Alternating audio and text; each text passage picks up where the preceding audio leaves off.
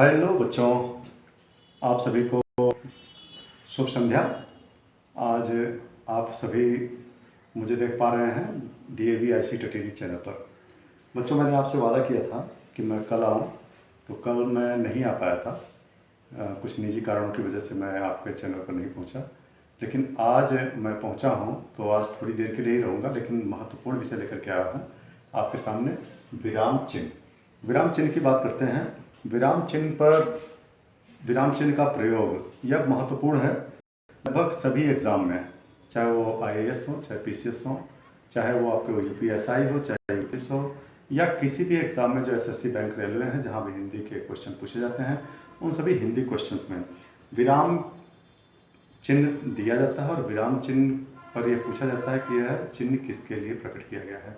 तो बहुविकल्पी प्रश्न होते हैं, तो बहुविकल्पी प्रश्न के अलावा भी अगर कहीं रिटन में है तो रिटन में भी आप अपना जवाब दे सकते हैं। और विराम चिन्ह का मतलब होता है सबसे पहले कि जैसे वाक्य चल रहा, धारा प्रवाह गति में आप चल रहे हैं, तो धारा प्रवाह गति में आपको कहीं थोड़ी देर के लिए रुकना पड़ता है।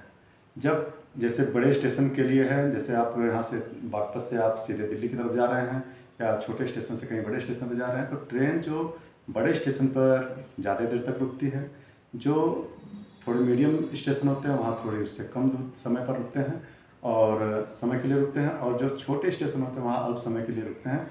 लेकिन कुछ एक्सप्रेस होती हैं जो केवल बड़े स्टेशनों पर रुकती हैं, तो उनकी बात नहीं करेंगे।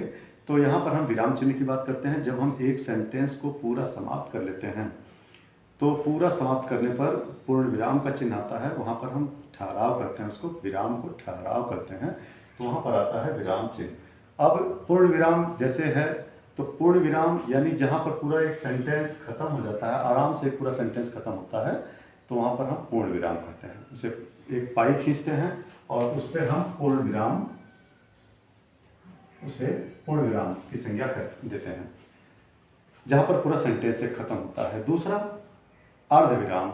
अर्धविराम में एक सेंटेंस खत्म हुआ, लेकिन दूसरा सेंटेंस उसके साथ जुड़ा हुआ है, और जब जुड़ा हुआ है सेंटेंस, तब उसको हम अर्धविराम की सहायता देंगे, और उसके बाद फिर हम जितने ऐसे सेंटेंस जुड़े हुए हैं उनको अर्धविराम देते हुए, यानी पूर्ण विराम में जितना समय लगता है उससे कम समय के लिए, आधे समय के लिए आप अर्धविराम का प्रयोग करते हैं।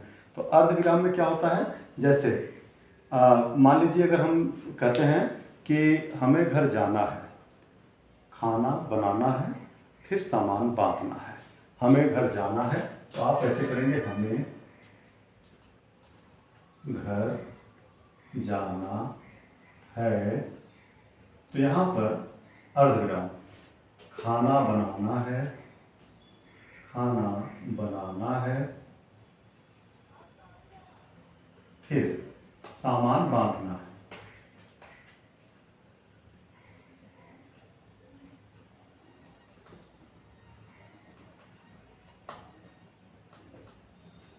हमें फिर सामान बांधना है, तो हम यहाँ पर फिर कह देंगे, फिर सामान बांधना है, यानी हमें घर जाना है, खाना बनाना है, फिर सामान बांधना है। तब यहाँ पर हम पूर्ण विराम का प्रयोग करेंगे। और बाकी ये अर्धविराम है जो हम इसको कहते हैं, अभी सेंटेंस हमारा यहाँ समाप्त नहीं हुआ है। हमें घर जाना है, अभी क्या करना है, फिर खाना बनाना है, फिर क्या करना है, फिर सामान बांधना है, तब जाकर के सेंटेंस पूरा होता है। इसलिए यहाँ पर हम क्या करेंगे, अर्धविराम का प्रयोग करते हैं, इसे अर्धविराम करते हैं। अब आते हैं हम अल्पविराम में। अभी ये पूर्ण विराम था, अर्धविराम है, और ये अल्पविराम में कॉमा, अंग्रेजी में इसे कहते हैं कॉमा। तो उसके लिए हम क्या करते हैं, मान लीजिए जैसे राम, श्याम, सीता, गीता, या वस्तु हैं, गिलास है, कटोरी है, चम्मच है, प्लेट है, या स्थान है दिल्ली, कलकत्ता, मुंबई, तो हम उनके बीच में हम कॉमा का प्रयोग करते हैं। राम, श्याम, गीता। ऐसे में हम क्या करते हैं, इनका प्रयोग करते हैं। एक मिनट बच्चों। हाँ, तो राम, श्याम, गीता, इन सबके या सामान है, तो उनके लिए हम कॉमा का प्रयोग करते हैं। यह कॉमा अर्धविराम है। यह जैसे पूर्ण विराम में ज़्यादा समय लगा, अर्धविराम में उससे कम समय लिया, अल्प विराम में हम उससे भी कम समय लेते हैं, इसलिए इसे अल्प विराम कहते हैं। अब आते हैं प्रश्न सूचक।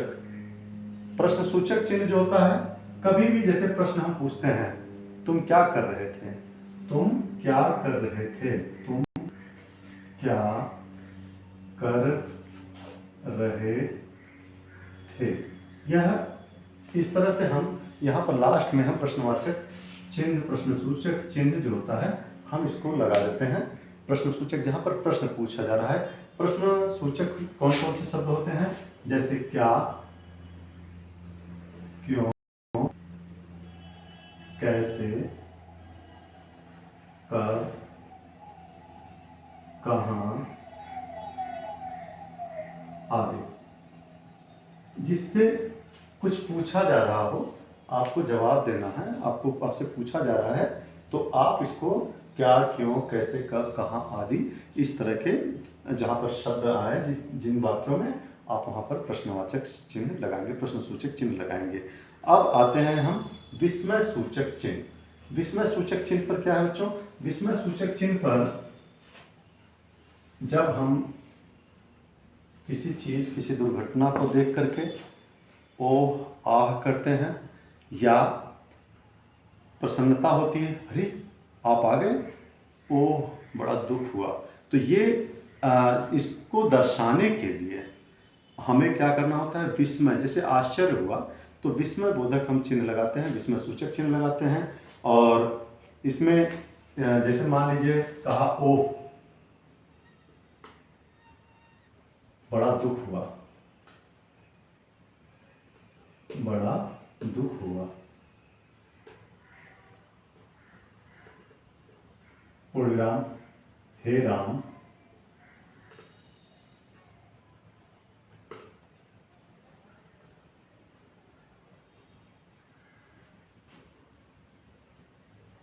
हे राम, आप करेंगे इसमें हे राम पूरा करेंगे, आप इसको तब करेंगे हे राम।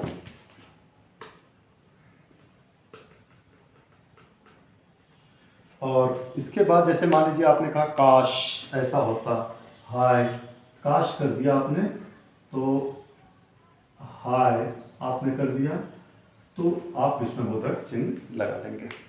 अब इसमें जो है आपने देखा कि यह विस्मयबोधक चिन्ह थे। अब आगे अगला जो चिन्ह होता है वह योजक चिन्ह है। कौन सा चिन्ह है? योजक, योजक चिन्ह। इसको छोटी लाइन में लगाते हैं योजक चिन्ह को। और योजक चिन्ह जो होते हैं यह क्या करते हैं, दो जैसे मान लीजिए द्वंद्व समास में दो चीज़ों को दिखाया जा रहा है, दर्शाया जा रहा है। जैसे माता पिता हो गए, क्या हो गए, माता पिता, भाई बहन, संबंधों को दिखाया, स्थान को दिखा दिया, नाम दिखा दिया। आप कहीं भी इस तरह की चीज़ें हैं तो आप उसे कह सकते हैं योजक चिन्ह। अब योजक चिन्ह के बाद अब आते हैं हम सीधे उद्धरण चिन्ह। उद्धरण चिन्ह, देखिए इसको दो साइन के द्वारा दिखाएंगे, दो साइन। यहाँ पर इसको सिंगल इन्वर्टेड कामा कहते हैं, इसको डबल इन्वर्टेड कामा कहते हैं अंग्रेजी में। तो सिंगल इन्वर्टेड कामा और डबल इन्वर्टेड कामा दोनों अलग अलग चीज़ें हैं। बच्चों जब भी आप कहीं मान लीजिए संदर्भ लिखते हैं तो संदर्भ में भी ये चीज़ें आती हैं कि गद्य के लिए अगर संदर्भ आप लिख रहे हैं कि प्रस्तुत गद्यांश हमारी पाठ्य पुस्तक, चाहे वो हिंदी से ले रहे हैं या संस्कृत से ले रहे हैं, तो आप अपनी हिंदी की किताब का नाम लिखेंगे। संस्कृत से ले रहे हैं, जैसे मान लीजिए कक्षा 8 का बच्चा है तो संस्कृत भारती का, जैसे मान लीजिए संस्कृत गद्य से ले रहे हैं तो संस्कृत गद्यांश, संस्कृत हिंदी से ले रहे हैं तो हिंदी गद्य गरिमा, गद्य भारती, जो भी किताब का नाम होगा तो आप लिखेंगे। जो संस्कृत भारती लिख रहे हैं आप, संस्कृत भारती ये पुस्तक का नाम है, तो आप इसे सिंगल इन्वर्टेड कॉमा में लिखेंगे। इसमें लिखेंगे सिंगल इन्वर्टेड कॉमा में। आप लोग बल्कि हाइलाइटर अपने पास रखिएगा। जैसे किताबों में आप जैसे मैक्सिमम मार्क्स लाना है, आपको लग रहा है कि हमें अच्छा नंबर लाना है, तो आप ग्रीन कलर का या रेड कलर का, मतलब रेड नहीं, ऑरेंज कलर का मार्कर, तो ग्रीन कलर का या येलो कलर का 2 चलता है, तो आप उसको ले लेंगे। आप इसके ऊपर जहाँ किताब का नाम लिखा होता है, आप उसको ऐसे आप थोड़ा सा इसको हाईलाइट कर देंगे। इससे क्या होता है, जो एग्ज़ाम में टीचर्स चेक करते हैं कॉपी, तो आपके सामने देखेंगे कहीं हाँ किताब का नाम लिखा है। तो प्रस्तुत गद्यांश हमारी पाठ्य पुस्तक संस्कृत भारती के, मान लीजिए आश्रम पाठ से लिया गया है, तो आश्रम है, तो आश्रम पाठ है, आश्रम है, तो आपने आपने यहाँ से कर दिया आश्रम है, आपने यहाँ पर आश्रम को, ये पाठ का नाम है, ये भी सिंगल इन्वर्टेड कॉमा में यानी उद्धरण चिन्ह में आपने इसको दर्शाया, इसको भी आप हाईलाइट कर दिए, नामक पाठ से लिया गया है। इसके अगर मान लीजिए कहीं किसी का लेखक का नाम आ रहा है, कवि का नाम आ रहा है, तो आपको इसके लेखक का नाम ये है, आप इसको दिखा सकते हैं। और अगर अब आपने समझ लिया कि वस्तु, स्थान या कि पुस्तक का नाम, महत्वपूर्ण चीज़ों का नाम, आप इसको इसमें दे सकते हैं। जो किसी ने किताब लिखा है, जिस राइटर ने लिखा है, आप उनको आप उद्धरण चिन्ह के द्वारा इसको दर्शा सकते हैं। दूसरा डबल इन्वर्टेड कामा, जिसको उद्धरण चिन्ह के द्वारा दिखाया गया है, डबल इन्वर्टेड कामा। आप लिखेंगे जय हिंद, मान लीजिए आप सुभाष चंद्र बोस का नाम था जय हिंद, तो आपने उनके कथन को आपने क्या करा है, आपने double inverted comma. Gandhi ji ने कहा था करो या मरो, करो या मरो, यह डबल इन्वर्टेड कामा में। यानी आपको सिंगल इन्वर्टेड कामा का प्रयोग कहाँ करना है, सिंगल इन्वर्टेड कामा का प्रयोग करना है आपको पुस्तक, लेखक का नाम इत्यादि के लिए है। और जो आपको करना है कि कथन जिसने कुछ कहा है, उस कथन को दर्शाने के लिए आपको जैसे जय हिंद, तो आप अब सेंटेंस को एक देखिएगा, महात्मा गांधी ने कहा, महात्मा गांधी ने कहा है, ये अब आपने कॉमा लगाया, करो डबल इन्वर्टेड कॉमा, करो या मरो, डबल इन्वर्टेड कॉमा,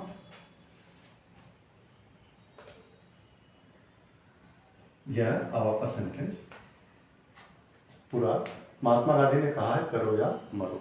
तो आपने इसको देखा कि यहाँ पर अल्प विराम का प्रयोग किया गया है और यहाँ पर उद्धरण चिन्हों का प्रयोग किया गया है। अब एक और साइन आती है, उसमें आता है निर्देशक चिन्ह। क्या आता है, निर्देशक चिन्ह।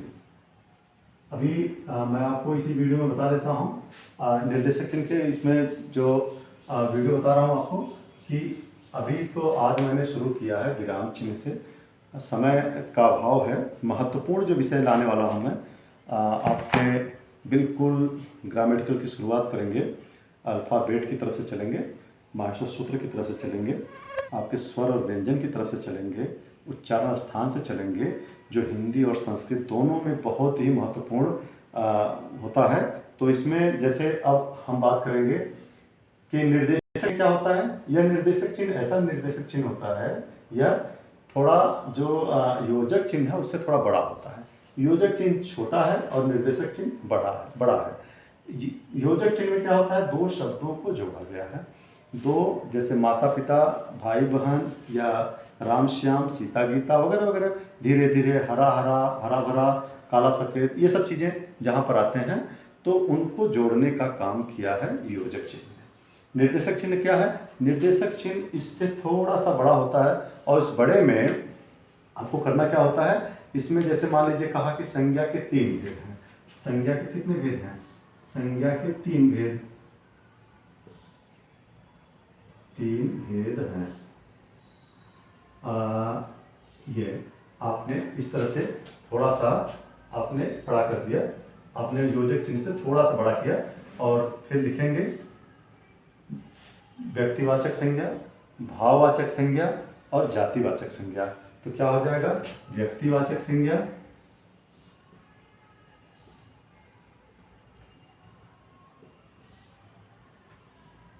जातिवाचक संज्ञा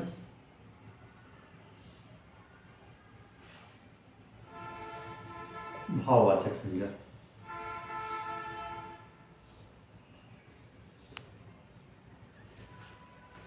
संज्ञा के तीन भेद हैं, व्यक्तिवाचक संज्ञा कॉमा, जातिवाचक संज्ञा कॉमा, भाववाचक संज्ञा। अब आपने देखा कि इसमें जो आपका निर्देशक चिन्ह है यह है, निर्देशक चिन्ह योजक चिन्ह से थोड़ा बड़ा होता है और वह उन चीज़ों को दिखाता है, किसी विवरण को दर्शाने के लिए इसका प्रयोग किया जाता है। जैसे हमारे राष्ट्रीय त्यौहार हैं, कौन कौन से हैं भाई? राष्ट्रीय त्यौहार 2 अक्टूबर गांधी जयंती, आपका 15 अगस्त स्वतंत्रता दिवस, 26 जनवरी गणतंत्र दिवस, ठीक है। तो इस तरह से जो आपके हैं वो यह दर्शाने का कार्य करता है, विवरण दर्शाता है।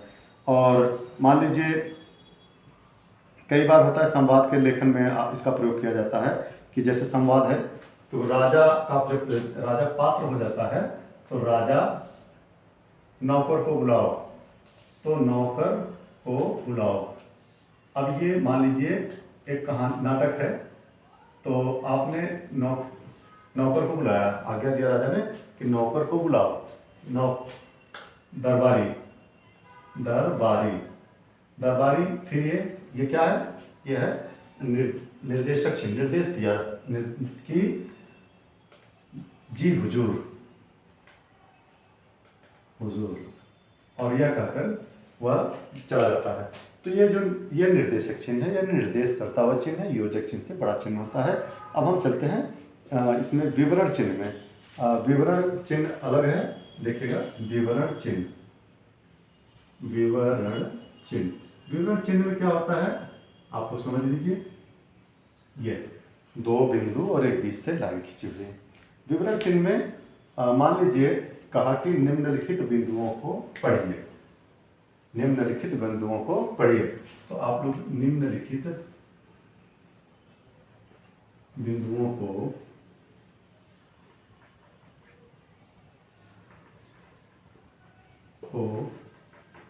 पढ़िए।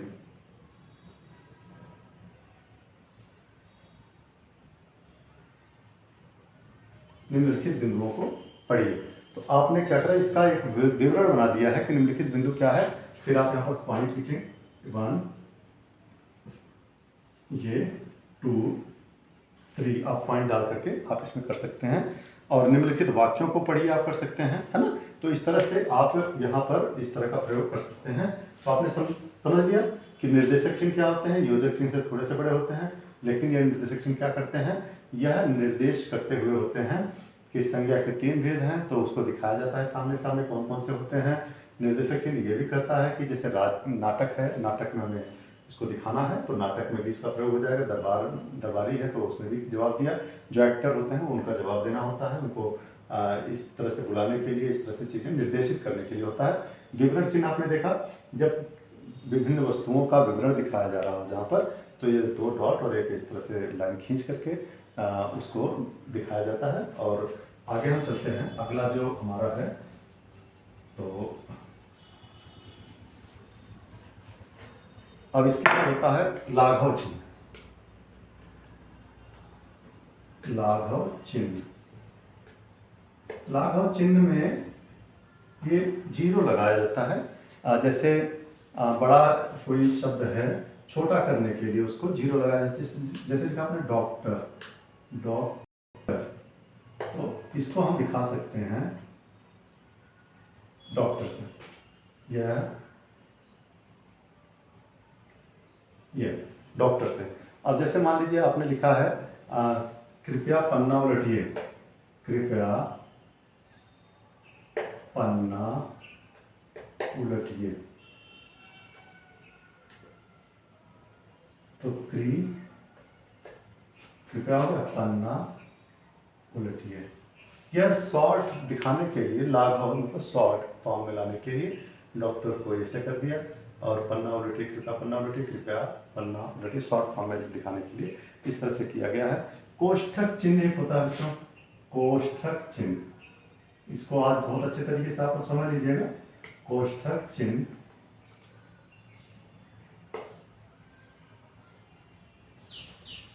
मान लीजिए किसी की किताब है, तो जिसकी पुस्तक है हम उसको यहाँ पर दिखा सकते हैं कि इन्होंने लिखा है ये पुस्तक, उसको शॉर्ट फॉर्म में कर सकते हैं। और मान लीजिए पदार्थ की तीनों अवस्थाएं, जैसे मान लीजिए कोई विवरण देना हो तो पदार्थ की तीनों अवस्थाएं लिख दिया, केवल पदार्थ की तीनों अवस्थाएं। लेकिन हमने वहाँ पर पूरा विवरण नहीं दिया, तो हम इसको पोस्ट में कर सकते हैं, ठोस, द्रव, गैस, क्या कह सकते हैं, ठोस, द्रव, गैस। अब हम शॉर्ट इसमें ऐसे कह दिया पदार्थ की तीनों अवस्थाएं, लेकिन समझने के लिए कि कौन कौन सी अवस्थाएं होती हैं तो उसको हमने कर दिया है। अब मान लीजिए बहुत सारी चीज़ें हैं, तो कोई सूचना देने के लिए किसी चिन्ह का, इस चिन्ह का प्रयोग किया जाता है। किसी व्यक्ति, पुस्तक, वस्तु के संबंध में कोई सूचना देनी होती है तो उसके बारे में हम इस कर सकते हैं। नाटक के पात्रों का, जो नाटक के पात्र होते हैं उनके हाव भाव को प्रदर्शित करने के लिए भी इस तरह की चीज़ें होती है। जैसे मान लीजिए परशुराम है, परशुराम, और परशुराम क्रोधित हुए, तो यहाँ पर लिखा क्रोधित होते हुए, क्रोधित हुए, तो आप इसको कह सकते हैं परशुराम क्या हुए, क्रोधित होकर। तो क्रोधित होकर के उन्होंने क्या करा,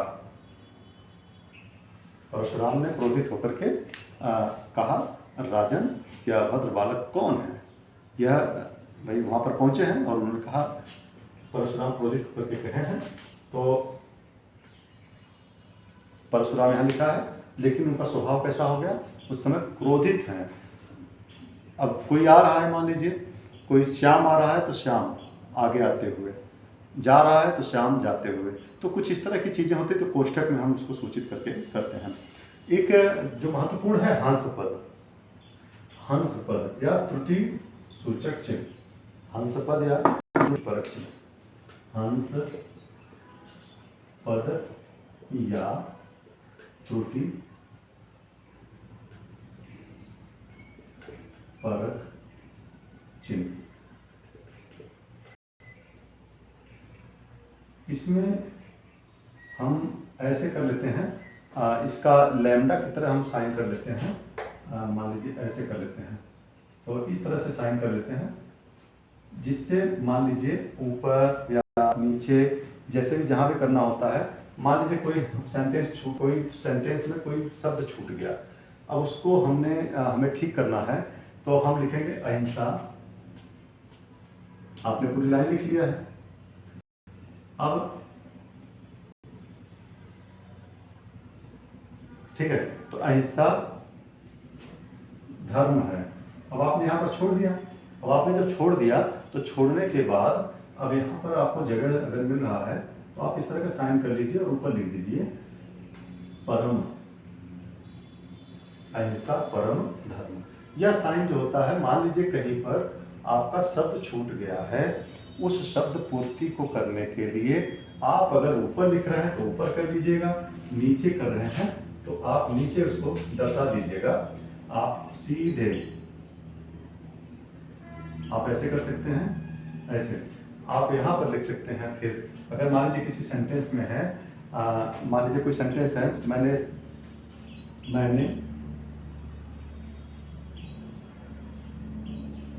सभी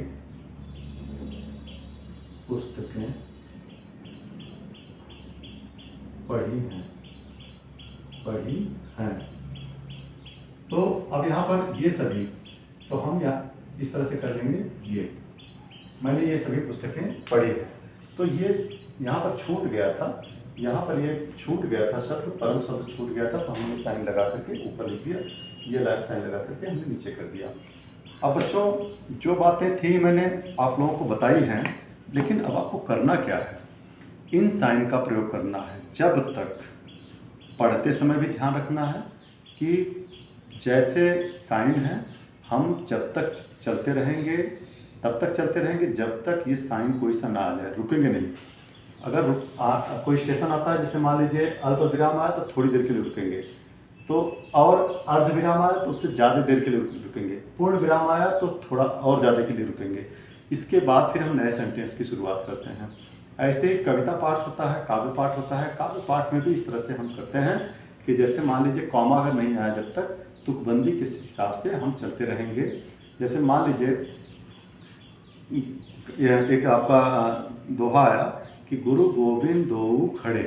अब इसमें आया खड़े पर आपने रुका, थोड़ा सा रुका, फिर काके लागू पाए, अब ज़्यादा देर तक रुके। बलिहारी गुरु आपने गोविंद दियो बताए। आपने यहाँ पर देखा तो थोड़ी देर के लिए कॉमा पर, जहाँ पर कॉमा है वहाँ पर थोड़ी देर के लिए रुकते हैं, और जहाँ पर पूर्ण विराम है वहाँ पर ज़्यादा देर के लिए रुकते हैं। और इस तरह से आप अपने किताब कॉपी में इन चिन्हों को जगह देंगे, अपने वाक्यों में जगह देंगे, अपने जीवन में जगह देंगे। निश्चित तौर पे आप जानते हैं पूर्ण विराम, एक लाइन खींच करके अर्धविराम। आप देख रहे हैं कि अर्धविराम का प्रयोग जहाँ सेंटेंस पूरा ना हुआ हो, दूसरा सेंटेंस चल रहा है लेकिन अभी सेंटेंस में अधूरापन है, आप इसको लगा करके उसको पूरा कर सकते हैं। इसको अल्प विराम वस्तुओं का, जहाँ पर कई वस्तुओं का नाम लिया गया है, व्यक्तियों का नाम लिया गया है, उन्हें दोनों सभी में स्पेस बनाने के लिए, थोड़ा रुकने के लिए आपको अल्प विराम की आवश्यकता है। प्रश्न सूचक चिन्ह, जहाँ पर आपको क्वेश्चन पूछे जा रहे हैं वहाँ पर प्रश्न सूचक चिन्ह लगाएंगे। विस्मय सूचक चिन्ह, जहाँ पर दुख, आश्चर्य, इस तरह की चीज़ें खेद प्रकट किया जा रहा हो वहाँ पर हम विस्मय सूचक चिन्ह लगाएंगे। योजक चिन्ह, जहाँ पर दो शब्दों, दो वस्तुओं, दो चीज़ों का जुड़ाव हो रहा हो, दो शब्दों का जुड़ाव हो रहा हो, धीरे धीरे, तेज तेज, है ना, भारी वर्षा, मतलब इस तरह से चीज़ें, हल्का भारी, या भाई बहन, माता पिता, जो भी है, इनको जोड़ने के लिए योजक चिन्ह का प्रयोग किया है। उदाहरण चिन्ह में आपको बताया जहाँ पुस्तक और लेखक आदि महत्वपूर्ण व्यक्तियों का नाम, महत्वपूर्ण पुस्तकों का नाम, महत्वपूर्ण स्थानों का नाम, अगर इस तरह की चीज़ें आ रही हैं तो तो उनको हम उदाहरण चिन्ह के द्वारा, और जो उनके कथन हैं उनको हम डबल इनवर्ट कॉमा उदाहरण चिन्ह के द्वारा हम उनको दिखाएंगे। निर्देशक चिन्ह है, यह निर्देशक चिन्ह योजक चिन्ह से थोड़ा सा बड़ा होता है। इसमें वस्तुओं का विवरण वगैरह कुछ इस तरह से चीज़ें दी जाती हैं। विवरण चिन्ह है, विवरण चिन्ह में भी आपको वहाँ पर सूची बनाई जाती है, नंबर 1, 2, 3, 4, 5 जो वस्तुएं हैं उनको दर्शाने का कार्य किया जाता है। लाघव चिन्ह शॉर्ट फॉर्म है, लाघव शॉर्ट फॉर्म, जहाँ पर जैसे डॉक्टर है तो डॉ लिख करके यहाँ पर लगा दिया 0, और कृपया पन्ना उलटिए, जैसे क्री पर उ लिख दिया, यह कार्य हो गया। हंस पद या त्रुटि परक चिन्ह। कोष्ठक चिन्ह, कोष्ठक चिन्ह में अगर मान लीजिए किसी व्यक्ति का कथन है, किस व्यक्ति का है, मान लीजिए किसी व्यक्ति का पुस्तक है, आपने गोदान लिखा या प्रेमचंद लिखा तो उनका संबंधित पुस्तक भी लिख सकते हैं वहाँ पर। या मान लीजिए किसी का कथन है तो आप बहुत क्रोधित होकर के कोई संवाद है, मैं क्रोधित हो रहा हूँ तो मेरे सामने लिख दिया जाए, जैसे परशुराम क्रोधित हुए तो परशुराम को लिखा और सामने क्रोधित होकर, जो नाटक इत्यादि में इस तरह के चिन्हों को दर्शाया जाता है। हंस पद या त्रुटि परक चिन्ह, इस तरह के चिन्ह जो प्रयोग किए जाते हैं, यहाँ पर कोई हो जाती हैं, जो कुछ शब्द अधूरे रह जाते हैं वाक्य में, तो हम इस तरह के चिन्ह का प्रयोग कर देते हैं। और उसको ऊपर लिखना है तो ऊपर कर देते हैं, नीचे जगह है तो नीचे कर लेते हैं, जैसे जगह बनता है उस तरह से कर लेते हैं। यहाँ पर ऊपर किया है तो यहाँ पर नीचे कर दिया है। यह होता है हमारे साइन के चिन्ह। बिना इसके जो है ना तो काव्य पाठ हम कर पाते हैं, ना इस तरह से का हम ध्यान नहीं रख पाते हैं।